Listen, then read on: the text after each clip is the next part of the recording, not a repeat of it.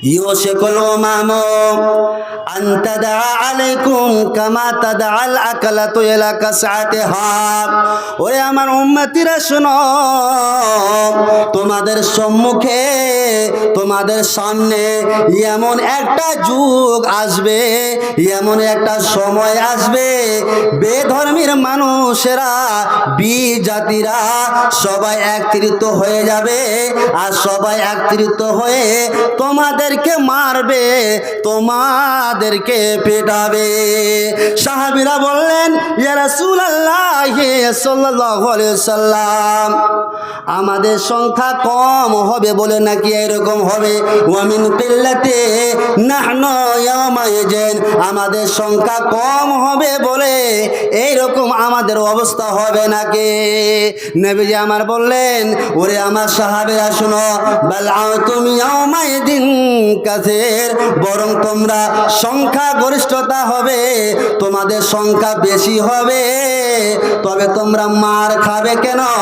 মার খাওয়ার কারণ হবে দুটো মার খাওয়ার কারণ। এক নম্বর, ওয়ালা ইয়ানজান্নাল্লাহু মিন সুদুরি আদুইকুমুল হাবাতা মিনকুম, অর্থাৎ বেধর্মের মানুষের অন্তরে যে একটা ভয় ছিল। বর্তমান সময়ে মুসলমানেরা নির্যাতিত, নিপীড়িত, পদতলিত, ঘৃণিত, পদচ্যুত, বিড়ম্বিত, সার্বিকভাবে উপেক্ষিত।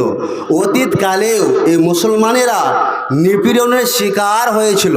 বর্তমানে আমরা যদি দেখতে পাই যে এই মুসলমানেরা নানান দিক থেকে নির্যাতিত এবং এই মুসলমানদেরকে নানানভাবে নানান কৌশলে বর্তমান সময়ের যে আমাদের সরকার এবং আরও অন্যান্য জাতি, ইনারা আমাদেরকে একটাই ধর্মকে টার্গেট করে মুসলমানদের উপরে নানানভাবে এরা হেনস্থা করছে, নির্যাতিত করছে। চলে আসি, আমি সরাসরি কোরআনের আয়াত দিকে চলে যাই। কেন?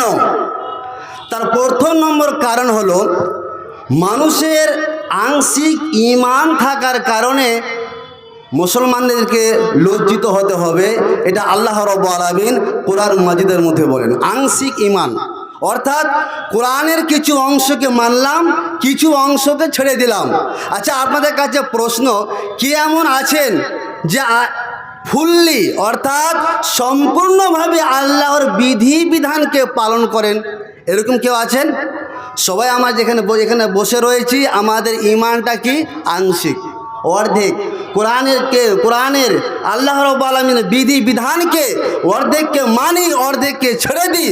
ফলে আজকে আমাদের লজ্জিত হতে হচ্ছে, অপমানিত হতে হচ্ছে। আল্লাহ রাব্বুল আলামিন কোরআন মাজিদের মধ্যে তুলে ধরছেন কি? আফাতুমিনুনা বিবাদিল কিতাবি ওয়া তাকফুরুনা বিবাদ। আল্লাহ রাব্বুল আলামিন কোরআন মাজিদের মধ্যে তুলে ধরছেন, হে পৃথিবীর মানুষেরা শোনো, আফাতুমিনুনা বিবাদিল কিতাবে, তোমরা কি কোরআনের কিছু অংশে ঈমান আনো, ওয়া তাকফুরুনা বিবাদ, এবং কোরআনের কিছু অংশ কি তোমরা ছেড়ে দাও।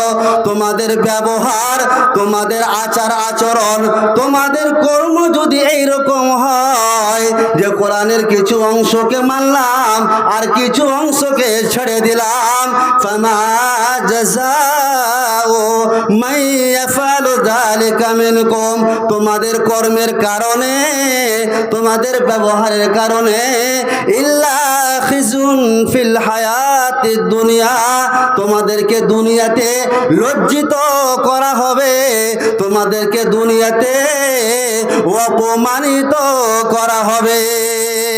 শুধু তা নয় বান্দা শোনো, দুনিয়াতে মার খাবে, দুনিয়াতে লজ্জিত হবে, এবং এই যে বিশাল বড় কিয়ামতের মাঠটা হবে, সেই কিয়ামতের মাঠে আমি আল্লাহ রাব্বুল আলামিন ওয়া ইয়াউমাল কিয়ামাতি ইউরাদ্দুনা ইলা আশাদ্দিল আযাব, এবং কিয়ামতের মাঠে আমি আল্লাহ তোমাদেরকে কঠিনতম শাস্তির দিকে ফিরিয়ে দেব। দেব।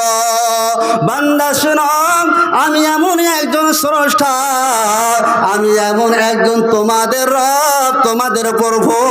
ওয়ামাল্লাহু বিগাফিলিন আম্মা তা'মালুন। তোমরা পৃথিবীতে যা কিছু কর্ম করো, আমি আল্লাহ তোমাদের কর্ম সম্পর্কে অবগত থাকে। অর্থাৎ তোমাদের কর্মতে আমি উদাসীন নন, তোমাদের কর্মের ব্যাপারে আমি আল্লাহ সব কিছু খবর রাখি। কাজে বান্দা শোনো, তোমরা যদি দুনিয়াতে সম্মানীয় হতে চাও, তোমরা যদি দুনিয়াতে লজ্জিত হতে না চাও, তাহলে তোমাদের কর্মকে ইয়া আইয়ুহাল্লাযীনা আমানু দুখুলু ফিস-সিলমি কাফা, হে পৃথিবীর মুসলমানেরা শোনো, তোমরা যদি দুনিয়াতে সম্মানীয় হতে চাও, তাহলে ইসলাম ধর্মে তোমরা পরিপূর্ণরূপে দীক্ষিত হয়ে যাও। তোমরা ইসলাম ধর্মে পরিপূর্ণরূপে প্রবেশ হয়ে যাও। তাহলে এক নম্বর কারণ কি আমরা বুঝতে পারলাম, যে আমাদের ঈমান আর্থিক, অর্থাৎ আমাদের ঈমান অর্ধেক থাকার কারণে, আংশিক থাকার কারণে আমাদেরকে বর্তমানে লজ্জিত হতে হচ্ছে, অপমানিত হতে হচ্ছে। তাহলে আমাদের করণীয় কি, যে আমরা ইসলাম ধর্মে আমাদেরকে পরিপূর্ণরূপে দীক্ষিত হতে হবে, পরিপূর্ণরূপে আল্লাহর বিধি বিধানগুলোকে, আহকামগুলোকে মেনে চলতে হবে। নাম্বার 1। 2 নম্বর হলো, আপনি ঈমান নিয়ে চলে আসলেন, আল্লাহর পূর্ণ বিধানকে মেনে নিলেন। মেনে নেওয়ার পরে আপনার কাজ হচ্ছে, আপনার কর্ম হচ্ছে সৎ কাজ করা। কোন কাজ করা? সৎ কাজ করা। আল্লাহ রাব্বুল আলামিন কোরআন মাজিদের মধ্যে বলেন, মান আমিলা সালিহান মিন যাকারিন আও উনসা। আরে পৃথিবীর মানুষেরা শোনো, মান আমিলা সালিহান মিন যাকারিন আও উনসা, তোমাদের মধ্যে মেয়ে হোক অথবা ছেলে হোক, যেই হোক না কেন, শর্ত হলো ওয়া হুয়া মুমিনুন, মুমিন হতে হবে। মুমিন হয়ে যাওয়ার পরে আমার আল্লাহ ফর্মুলা বলছেন, বান্দারে শোনো, দুনিয়াতে তোমরা যদি সম্মানীয় হতে চাও, তাহলে তোমাদের কাজ হচ্ছে মান আমিলা সালিহান, সৎ কর্ম করা। যদি তোমরা সৎ কাজ করে নাও, তারপরে আমার আল্লাহ বলছেন, ফালানুহইয়ান্নাহু হায়াতান তাইয়্যিবা, আমি এমন একজন স্রষ্টা বান্দা, যে তোমরা আমার প্রতি ঈমান নিয়ে এসেছো বলে, তারপরে সৎ কর্ম করেছো বলে, আমি এমন একজন স্রষ্টা, ফালানুহইয়ান্নাহু হায়াতান তাইয়্যিবা, আমি আল্লাহ তোমাদের জীবনটাকে আমি আল্লাহ সুখময় বানিয়ে দেব।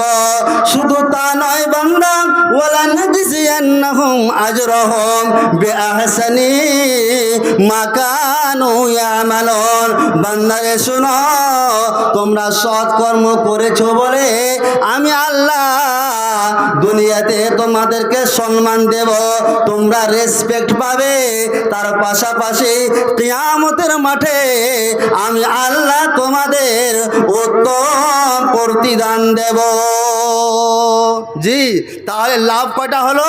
যদি আপনি আল্লাহর প্রতি ঈমান নিয়ে চলে আসেন, সৎ কর্ম করেন, তাহলে আল্লাহ রাব্বুল আলামিন গ্যারেন্টি দিচ্ছেন যে আমি তোমাদের জীবনটাকে সুখময় বানিয়ে দেব। আল্লাহ রাব্বুল আলামিন অন্য জায়গায় বলছেন, আল্লাযিনা আমানু, তোমাদের মধ্যে যে সমস্ত মানুষেরা ঈমানদার, ওয়া আমিলুস সালিহাত, এবং ঈমানদার হওয়ার পাশাপাশি যারা সৎ কর্ম করে, যারা নেকের কাজ করে, আমার আল্লাহ বলছেন, তুবা লাহুম ওয়া হুসনু মাআব।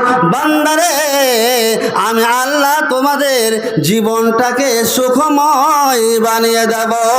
ওয়া হুসনু মাআব, এবং কিয়ামতের মাঠে আমি আল্লাহ তোমাদের উত্তম প্রতিদান দেব। তাহলে আমাদের কর্ম হলো আমরা আল্লাহর প্রতি ঈমান নিয়ে আসলাম, ঈমান নিয়ে আসার পাশাপাশি সৎ কর্ম করতে হবে, নেকির কাজ করতে হবে। তাহলে আল্লাহ রাব্বুল আলামিন গ্যারেন্টি দিচ্ছেন, বান্দা আমি আল্লাহ তোমার জীবনটাকে সুখময় বানিয়ে দেব। 3 নম্বর, বর্তমান সময়ে মুসলমানেরা নির্যাতিত কেন হচ্ছে? 3 নম্বর কারণ কি? বর্তমান সময়ে মুসলমানেরা শিরক নামক যে গুনহার কাজটা, সে কাজটা আমরা করে থাকি না। দেখবেন যে একজন মুসলমানের বাচ্চা দেখবেন ওর কোমরে সে দেখবেন শিরকি ধাগা বাঁধা রয়েছে, তাবিজ রয়েছে। তার পাশাপাশি আমরা আমাদের কর্মে দ্বারায় আমরা অনেক এমন রয়েছে যেগুলো আমরা শিরক করে থাকি। শর্টকাটে বলছি না, শিরক খুবই ভয়ঙ্কর পাপ। পৃথিবীতে সবচেয়ে বড় পাপ, সবচেয়ে মহাপাপ হচ্ছে শিরকের মতন কাজ করা। তাহলে এই কাজটাকে বর্জন করতে হবে। এটা হচ্ছে একজন মুমিনের পরিচয়। একজন মুমিন যদি শিরকের মতন যদি জঘন্যতম যদি পাপের কাজে যদি লিপ্ত হয়ে যায়, তাহলে এই জঘন্যতম পাপ করার কারণে লজ্জিত হতে হবে। এটা আল্লাহ রাব্বুল আলামিন বলছেন। কি বলছেন? লা তাজআল মা আল্লাহি ইলাহান আখার। এর পৃথিবীর মানুষেরা শোনো, তোমরা যদি আল্লাহর সাথে অন্য কাউকে যদি অংশীদার স্থাপন করে নাও, শিরকের মতো যদি জঘন্যতম পাপের কাজে যদি লিপ্ত হয়ে যাও, তাহলে শুনে নাও, ফাতাকুদা মাজমুমান মাখজুলা। এই শিরকের মতো জঘন্যতম পাপের কাজ করার কারণে তোমাদেরকে দুনিয়াতে লজ্জিত হতে হবে, অপমানিত হতে হবে। জি, শিরক মতো কাজ করলেই ফাতাকুদা মাজমুমান মাখজুলা, শিরকের মতো পাপের কাজে লিপ্ত হলেই দুনিয়াতে ঝাঁটা খেতে হবে। এটা আল্লাহ রাব্বুল আলামিন বলছেন। আল্লাহ রাব্বুল আলামিন বলছেন, বান্দা শোনো, ঈমান নিয়ে এসো, শিরকের মতো জঘন্যতম পাপের কাজ ছেড়ে দাও। আমি আল্লাহ গ্যারান্টি দিচ্ছি, আল্লাযীনা আমানু, তোমাদের মধ্যে যে সমস্ত মানুষেরা আমার প্রতি ঈমান নিয়ে আসে, ওয়ালাম ইয়ালবিসু ঈমানাহুম বিজুলমিন, এবং ঈমান নিয়ে আসার পাশাপাশি তাদের ঈমানকে শিরকের মতো জঘন্যতম পাপের কাজ দিয়ে যারা কলুষিত করে না, আমি আল্লাহ গ্যারান্টি দিচ্ছি, উলাইকা লাহুমুল আমন, আমি আল্লাহ এই সমস্ত মানুষদের আমি নিরাপত্তা দেব, এরা দুনিয়াতে শান্তিতে বসবাস করবে। তাহলে আমাদের কর্ম হবে এট ফার্স্ট যে ঈমান মজবুত করা, আল্লাহর বিধি বিধানগুলোকে পরিপূর্ণরূপে মেনে চলা, তার পাশাপাশি হচ্ছে সৎ কর্ম করা আর শিরকের মতো জঘন্যতম পাপের কাজকে ছেড়ে দেওয়া। তুমি মুসলিম, তোমার রক্তে সজীব হবে ইসলাম, মরে গেলে তুমি জানিবে মরণে জীবিত তোমার নাম। তুমি মুসলিম, তোমার রক্তে সজীব হবে ইসলাম, মরে গেলে তুমি জানিবে মরণে জীবিত তোমার নাম। কাপুরুষ সেজে হাত বুকে করে ঘরে যদি বসে থাকো, খোদার দুনিয়া কাঁদিয়া মরিবে, কিছু জয় হবে না গো। তুমি মুসলিম, তোমার রক্তে সজীব হবে ইসলাম, মরে গেলে তুমি জানিবে মরণে জীবিত তোমার নাম। মনে বল করে উঁচায় ধরো ফওলাদে দুটি হাত, মনে বল করে উঁচায় ধরো ফওলাদে দুটি হাত, প্রতিজ্ঞা মতে স্বয়ং স্রষ্টা দেবেন তোমার সাথ। তুমি মুসলিম, তোমার রক্তে সজীব হবে ইসলাম। মরে গেলে তুমি জানিবে মরণে জীবিত তোমার নাম। আচ্ছা, আপনারা এবার বলেন যে মুসলমানেরা মার কেন খাবে না? মুসলমানেরা কেন মার খাবে না? আপনারাই বলেন যে একটা দিনী সভা এখানে আয়োজন হয়েছে, যেখানে কোরআন হাদিসের কথা আলোচনা হবে, তার জন্য এটা দিনী মাহফিল করা। কিন্তু আপনারাই বলেন যে সে দিনী মাহফিলের ফিল্ডে কতজন রয়েছেন এবং হাট বাজারে অর্থাৎ রাস্তাতে কতজন রয়েছেন? তাহলে মার খাবে না কেন? মুসলমানেরা মার খাবে না কেন? মুসলমানদের যদি এরকম অবস্থা হয়, তাদের ধর্মকে, তাদের বিধি বিধানকে যদি ছেড়ে দেয়, তাহলে তো মার খেতেই হবে। নবী সাল্লাল্লাহু আলাইহি ওয়াসাল্লামের হাদিস রয়েছে যে যেই দিন তোমরা এই আল্লাহর কিতাব এবং হাদিসকে ছেড়ে দিবে, সেই দিনই তোমরা মার খাবে, সেই দিনই মার খাবে। তাহলে মার যে আমরা খাচ্ছি আমাদের কর্মের কারণে, আমাদের ব্যবহারের কারণে আমরা মার খাচ্ছি। জি, এবার চলে যায়। যদি আপনি আল্লাহর বিধানকে যদি না মানেন, তাহলে আল্লাহ রাব্বুল আলামিন আরো আপনার জন্য কি শাস্তি রেখেছেন শুনে নেন। আল্লাহ রাব্বুল আলামিন বলছেন, ومن أعرض عن ذكري فإن له معيشة ضنكا। এরে পৃথিবীর মানুষেরা শোনো, তোমাদের মধ্যে যে সমস্ত মানুষেরা আমাকে স্মরণ করা থেকে এড়িয়ে চলল, আমার বিধি বিধানকে উপেক্ষা করে চলল, আমার আইনকে যারা মানল না, শুনে নাও, ফাইন্না লাহু মাঈশাতান জানকা। আমি আল্লাহ রাব্বুল আলামিন এই সমস্ত মানুষদের জীবনটাকে সংকীর্ণ করে দেব। জি, তাদের জীবনটাকে আল্লাহ রাব্বুল আলামিন সংকীর্ণ করে দেবেন। অর্থাৎ ওই সমস্ত মানুষেরা দুনিয়াতে ঝাঁটা খাবে, মার খাবে। শুধু তা নয়, আল্লাহ রাব্বুল আলামিন তারপরে বলছেন, ওয়া নাহশুরুহু ইয়াওমাল কিয়ামাতি আমা। কিয়ামতের মাঠে আমি আল্লাহ এই সমস্ত মানুষদেরকে অন্ধ অবস্থায় উঠাবো। জি, আল্লাহ রাব্বুল আলামিন অন্ধ অবস্থায় এই সমস্ত মানুষদেরকে উঠাবেন। এবার আপনাদের কাছে একটা প্রশ্ন, যে একজন চক্ষুষ্মান ব্যক্তি, যেই লোকটার দুনিয়াতে চোখ ছিল, ওই লোকটাকে যদি কিয়ামতের মাঠে অন্ধ অবস্থায় উঠানো হয়, তাহলে ওই লোকটার প্রশ্ন হবে কি না? কি প্রশ্ন হবে? ইয়া রব্বি।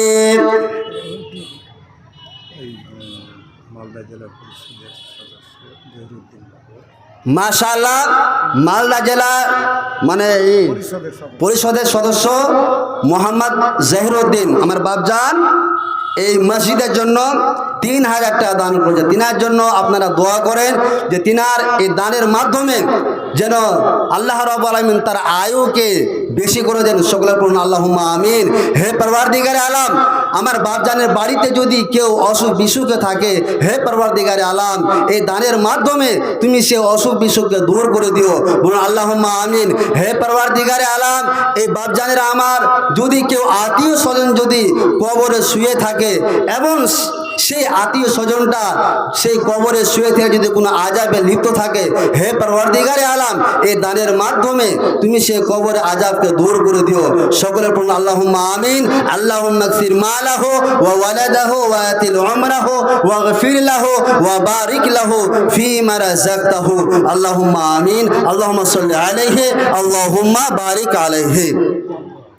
তাহলে একজন চক্ষুষ্মান ব্যক্তি, যে লোকটা দুনিয়াতে চোখ ছিল, ওই লোকটাকে যদি অন্ধ অবস্থায় কিয়ামতের মাঠে উঠানো হয়, তাহলে সেই ব্যক্তির প্রশ্ন হবে। কি প্রশ্ন হবে?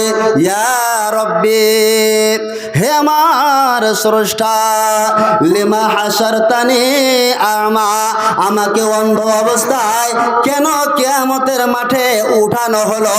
আমি তো দুনিয়াতে চক্ষুষ্মান ছিলাম, ছিলাম, দুটো আমার চোখ ছিল।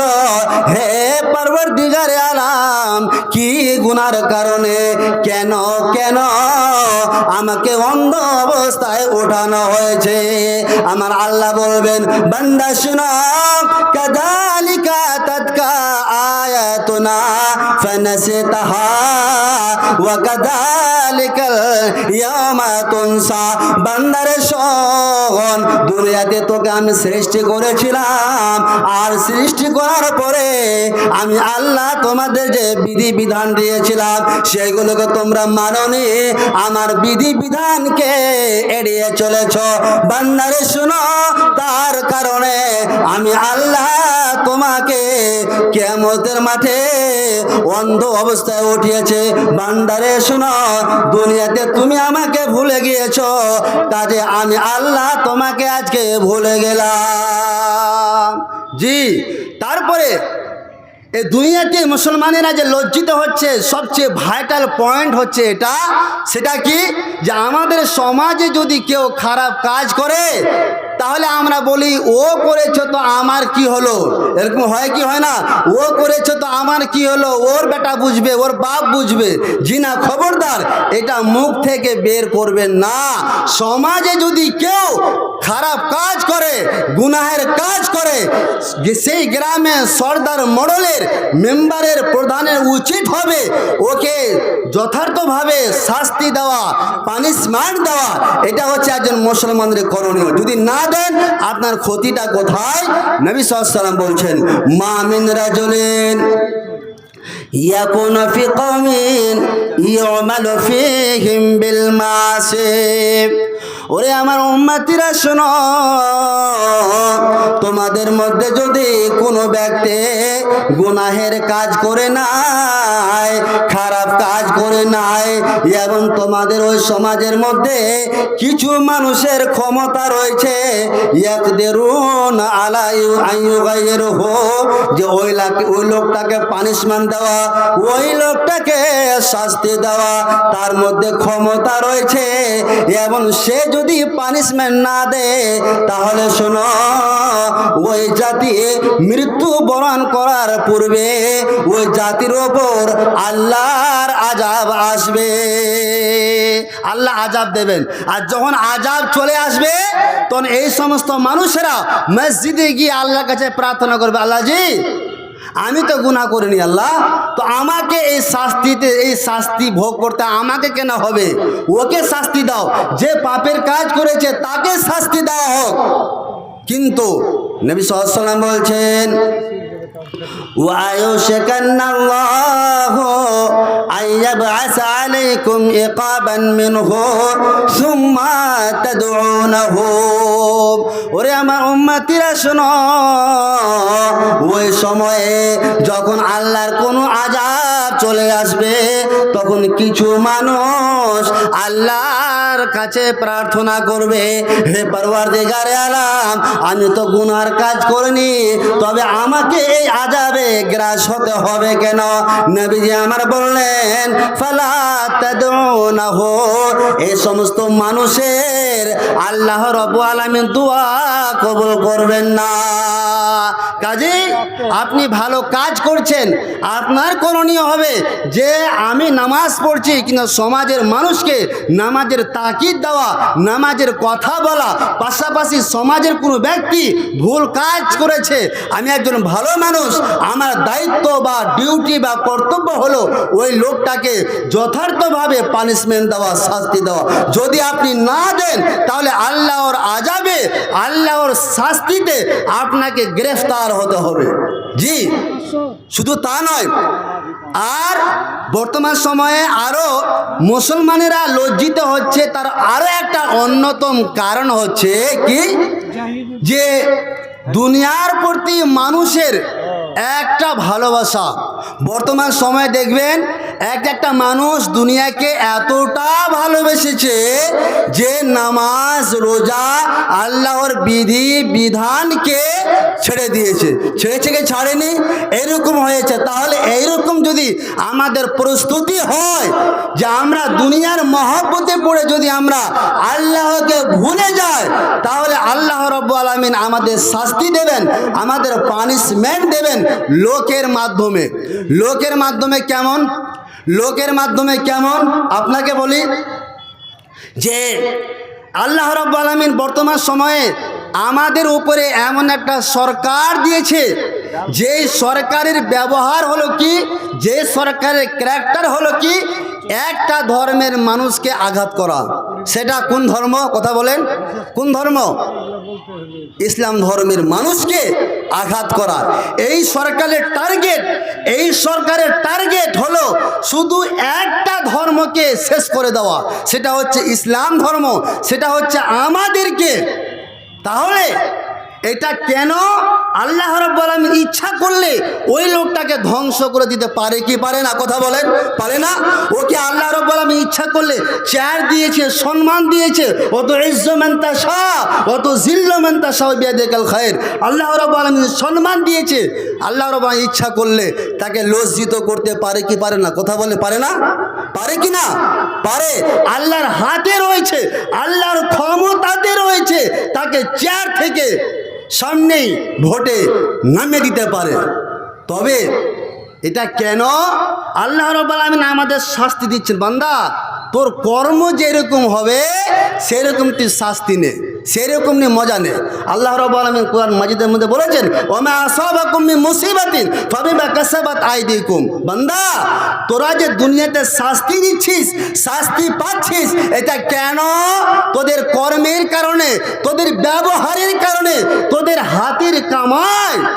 জি, দেখবেন কিছু কিছু মানুষ রয়েছে যে তিনারা বলে থাকেন, যারে আজকাল মৌলভী সাহেবেরকে দোয়া কবুলই হয় না, আগের যুগের মৌলভী সাহেবের দোয়া কবুল হয়েছিল।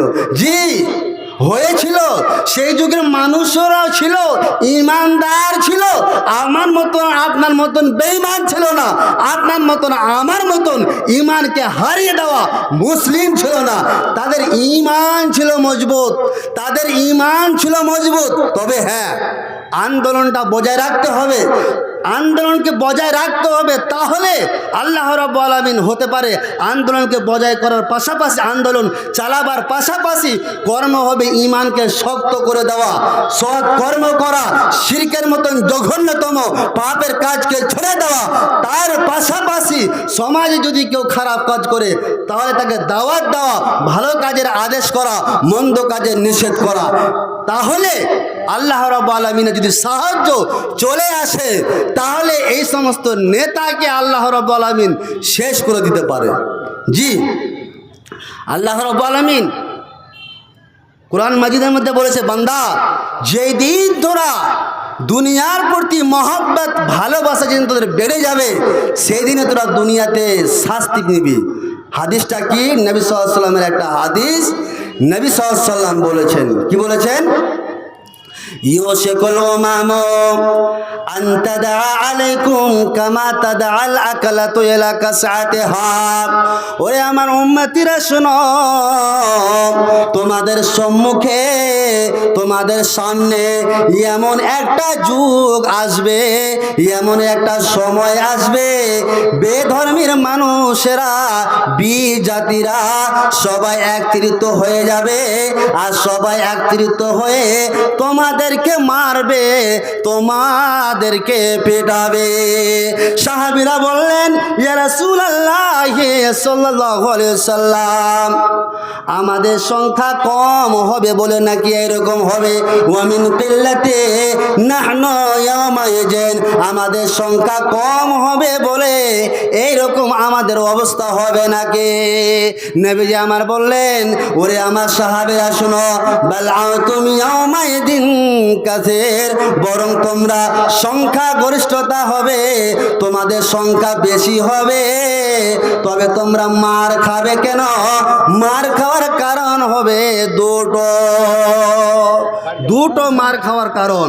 এক নম্বর, ওয়ালা ইয়ানজান্নাল্লাহু মিন সুদুরি আদুয়াকুমুল হাবাতা মিনকুম, অর্থাৎ বেধর্মের মানুষের অন্তরে যে একটা ভয় ছিল মুসলমানদের ওপরে, সে ভয়টা কি 10 বছর আগে 5 বছর আগে হিন্দুরা ভয় করতো না মুসলমানদেরকে, যে মুসলমান পাড়ায় যাস না রে, শেষ করে দিবে। এরকম ভয় ছিল কি ছিল না? ছিল। কিন্তু এই ভয়টা আল্লাহ রাব্বুল আলামিন উঠিয়ে দিয়েছেন। নবী সাল্লাল্লাহু আলাইহি ওয়াসাল্লাম বলছেন, ওয়ালা ইয়ানজান্নাল্লাহু মিন সুদুরে আদুমুল হাবাতা মিনকুম, ওরে আমার উম্মতিরা শুনো, তোমাদের শত্রু অর্থাৎ বিজাতিদের অন্তরে তোমাদের ব্যাপারে যে তাদের অন্তরে একটা ভয় ছিল, সেই ভয়টাকে আমার আল্লাহ রাব্বুল আলামিন উঠিয়ে দেবেন। শুধু তা নয়, ওয়ালা ইয়াকজিফান্নাল্লাহু ফি কুলুবিকুমুল ওয়াহনা, এবং তোমাদের অন্তরে ওয়াহান নামক জিনিসটাকে ঢুকিয়ে দেওয়া হবে। ওয়াহান নামক জিনিসটাকে সাহাবীরা বলছেন, ইয়া রাসূলুল্লাহ সাল্লাল্লাহু আলাইহি ওয়াসাল্লাম, ওয়ামাল ওয়াহন, ওয়াহান নামক জিনিসটা কি? ওয়াহান কাকে বলা হয়? নবী আমার বললেন, হুব্বুদ দুনিয়া ওয়া কারাহিয়াতুল মউত, দুনিয়ার করতে ভালোবাসা এবং মৃত্যুকে অপছন্দ করা। যখন তোমাদের অন্তরে এটা ঢুকে যাবে, দুনিয়াকে তোমরা ঘৃণা চোখে দেখবে। যখনই তোমাদের এই কথাটা যখনই তোমাদের অন্তরে ঢুকে যাবে, আমার নবী সাল্লাল্লাহু আলাইহি ওয়াসাল্লাম বললেন, সেদিনই তোমাদেরকে লজ্জিত হতে হবে। সেই দিনই বেধর্মীর মানুষেরা তোমাদেরকে পিটাবে। জি, আপনাদের বলি, যেটা আমাদের সমাজে হয়ে থাকে সেটা কি, যে যখনই কেউ আঘাত করে বেধর্মী মানুষেরা, অথবা আমি আপনাদের বলি, সকাল থেকে নিয়ে সন্ধ্যা পর্যন্ত খালি মোদি মোদি মোদি মোদি মোদি বলে কি বলি না, মনে হচ্ছে তসবিহ তাহলিল চলছে। মোদি এই করেছে, মোদি ওই করেছে, মোদি এই করলো, মোদি ওই করলো। আমি আপনাকে বলি, আরে মোদির নামটা উচ্চারণ না নিয়ে সকাল থেকে নিয়ে সন্ধ্যা পর্যন্ত খালি বলতেন, আল্লাহ আল্লাহ, আল্লাহজি বাঁচাও, আল্লাহজি বাঁচাও। আল্লাহ বাঁচাতে পারবে কি পারবে না? কথা বলেন, পারবে না? পারবে। কিন্তু আল্লাহর নামটা না নিয়ে সকাল হলো মোদি এই করেছে, মোদি ওই করেছে। জি, তাহলে তো দুনিয়াতে মার খেতে হবে। উচিত ছিল আল্লাহর নামটাকে উচ্চারণ করা, উচিত ছিল সকাল থেকে নিয়ে সন্ধ্যা পর্যন্ত আল্লাহকে ডাকা, আল্লাহজি তুমি আমাদেরকে এ পাপের কাজ থেকে বাঁচাও। কিন্তু আমরা বাঁচাই না, কিন্তু আমরা সেই আল্লাহর নামটা নিই না, ফলে আল্লাহ রাব্বুল আলামিন আমাদের শাস্তি দিয়ে থাকে। আপনাদের বলি, ইমাম বুখারী রাহিমাহুল্লাহ একটি বাব বেঁধেছেন, বাবু জিকিরে মা লাকিয়ান নবী সাল্লাল্লাহু আলাইহি সাল্লাম বিল মুশরিকিন, যে সাহাবা এবং নবী সাল্লাল্লাহু আলাইহি সাল্লামকে মুশরিকিনেরা কতটা অত্যাচার করেছিল সেই সম্পর্কে। আর একটা হাদিস বলি, হাদিসটা খাব্বাব বিন আরাত হাদিসটা বর্ণনা করছেন। তিনি বলছেন, এক সময় আতাইতুন নবিয়া সাল্লাল্লাহু আলাইহি ওয়াসাল্লাম, এক সময় আমি নবী সাল্লাল্লাহু আলাইহি সাল্লামের কাছে আসলাম। আর ওই সময়ে নবী সাল্লাল্লাহু আলাইহি সাল্লাম ওয়া হুয়া বুরদাহু ফি জিল্লিল কাবাতে, কাবা ঘরের ছায়ার নিচে একটা চাদরে হিলান দিয়ে ঠেস দিয়ে নবী সাল্লাল্লাহু আলাইহি সাল্লাম বসে রয়েছেন। তো খাব্বাব বিন আরাত বলছেন, আমি আসলাম। আর সে সময় ওয়াকাদ লাকিনা মিনাল মুশরিকিনা শিদ্দাতান, আর সেই সময়ে মুশরিকিনেরা আমাদের উপর নানানভাবে নির্যাতন করত, নানানভাবে অত্যাচার চালাতো। আর সেই সময়ে আমি নবীজির কাছে গেলাম, আর নবীজিকে বললাম, ইয়া রাসূলুল্লাহ সাল্লাল্লাহু আলাইহি ওয়াসাল্লাম, আলা তাদউল্লাহ লানা, আপনি আমাদের জন্য দোয়া কেন করছেন না আল্লাহর কাছে? কিসের দোয়া? যা আমাদের উপরে মুশরিকিনারা যা নির্যাতন করছে, নানানভাবে নির্যাতন চালাচ্ছে, তাহলে আলা তাদউল্লাহ লানা, আপনি আমাদের জন্য আল্লাহর কাছে কেন প্রার্থনা করছেন না? খাব্বাব বিন আরাদ রাদিয়াল্লাহু তাআলা আনহু বলেন, তারপরে এই কথাটা শোনার পরে নবী সাল্লাল্লাহু আলাইহি ওয়াসাল্লাম এতটা রাগান্বিত হয়েছিলেন যে ওয়াহুয়া মুহমারুন ওয়াজহুহু, নবী সাল্লাল্লাহু আলাইহি ওয়াসাল্লাম ফাকাদা, সঠিকভাবে বসলেন। আর খাব্বাব বিন আরাদ বলছেন, আমি দেখলাম যে নবীজি এই কথাটা শুনে এতটা রেগেছেন যে নবীর পুরো মুখমণ্ডলটা লাল হয়ে গিয়েছে। তারপরে নবীজি আমার বললেন, ওরে আমার সাহাবীরা শোনো, লাকাদ কানা মান ক্বাবলাকুম লা ইউনশাতু বিমিশআতিল হাদিদে মা দুনা ইযামিহি মিন লাহমিন আও আসাবিন। ওরে আমার সাহাবীরা শোনো, তোমাদের পূর্বের সালফে সালেহিনাদের উপরে এই মুশরিকিনেরা এতটা নির্যাতন চালিয়েছে, লোহার চিরুনি নিয়েছে, আর লোহার চিরুনি নিয়ে মুসলমানদেরকে খুঁজে খুঁজে তাদের শরীরে সেই লোহার চিরুনি আঁচড়িয়েছে, এবং এতটা আঁচড়াতে গিয়ে তাদের শরীরে এতটা ক্ষত করেছিল। নবী আমার বলছেন, মাদুনা ইযামিহি মিন লাহমিন আও আসাবের, মাংসকে পার করে হাড় পর্যন্ত এই মুশরিকিনেরা তাদের সে লোহা চিরুনির যে আঘাতগুলো, লোহা চিরুনির যে ধারগুলো রয়েছে, সে ধারগুলো পৌঁছে দিয়েছিল।